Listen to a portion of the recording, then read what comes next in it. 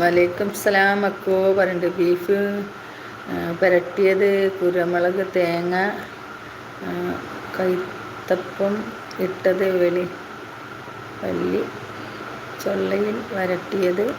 അമ്മയെ ഓർക്കാൻ വയ്യ. അക്കോ അക്കോ ഓർക്കാൻ വയ്യേ? ബീഫ് പുരട്ടിയത്.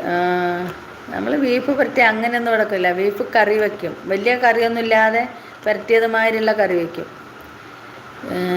കുരുമുളക്, തേങ്ങ, കൈത്തല്ല അതൊക്കെ ഉണ്ടാവും. അത് ശരിയാണ്. വെളിച്ചെണ്ണയിൽ വരട്ടിയത്. അമ്മയെ ഓർക്കാൻ വയ്യ. കുട്ടി ഓർക്കാൻ വയ്യ. അക്കുബായ് വായിൽ വെള്ളം പറയുന്നുണ്ട്. സമത് കറി വേണ്ട പറയണ.